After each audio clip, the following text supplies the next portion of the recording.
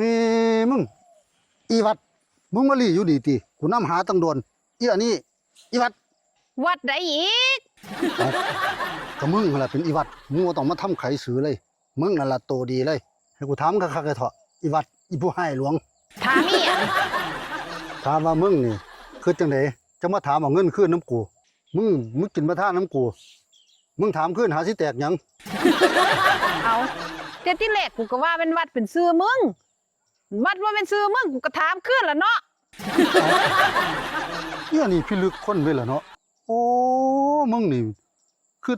จิตวิปลาสขาดเครื่องบ่คือหมู่เนาะโอ้อยู่นี่เป็นจังเป็นนี่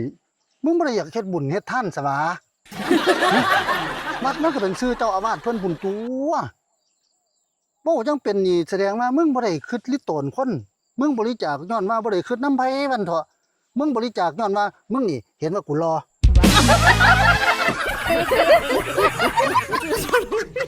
มึงอ่านกินกูได้อีปอบนี่แม่นบ่มึงว่ากูรอแม่นบ่มึงก็เลยอยากบริจาคเพราะว่ามึงนี่อยากเห็นขาอ่อนกู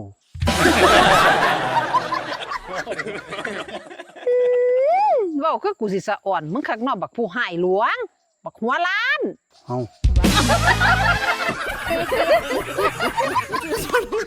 โอ้ยแห้งโหมเอ้ยหัวกูก็ล้านตัวเนาะกูบวชแหมว้ายถ้ากูบ่บวชกูสิแท้หัวให้หยังซั่นนะ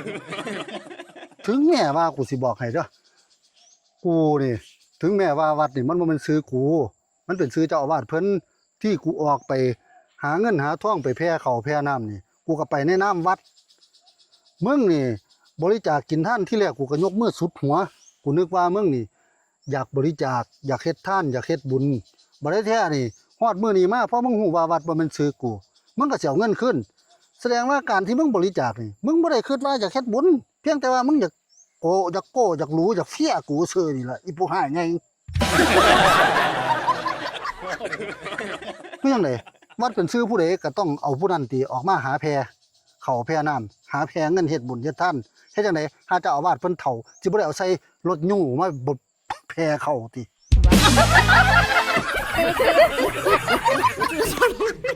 มันบ่ได้จำเป็นเลยว่าวัดสิเป็นชื่อผู้ใดหรือเป็นชื่อผู้ใดอีอันนี้แหมท่านแล้วแทนที่สิแล้วแทนที่สิมีความสุขภูมิพอใจในท่านมึงก็ไปเปิดหนังสือธรรมะอ่านมึงได้ไปยังการกินการท่านนี่ท่านไปแล้วสละออกแล้วมันต้องจบแต่นี่มึงบ่จบมึงมาคนิ่งน้ำท่านมึงนี่มึงเป็นจังได๋แทนที่มึงสิได้บุญกวางได้บาปได้อีนี่มึงนอนหลับบ่ได้มึงท่านน้ำกูฮะบ่นคือน้ำอำลำติโอ้ย50,000นะ50,000นะ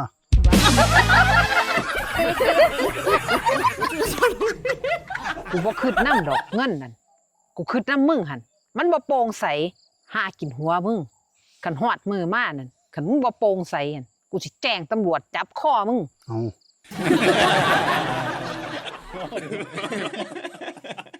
อ้ามึงก็เบิ่งยกกูกำลังยืนตรวจสอบอยู่นี่แต่ว่าณตอนนี้กูสิบอกให้เด้อกูใสมากเลยนี่มึงเบิ่งนี่ใสจนเหลี่ยมมั่งๆนี่มึงก็เบิ่งรวดข้ากูโปร่งใสมานี่มึงล่ะสิหน้าแตกความเว้าว้ายเฮานักบุญทุนคนอื่นนักบุญทุนคนอื่นเจ้าของอีหยังปวดทางเอ้ยนักบุญขอทุนคืน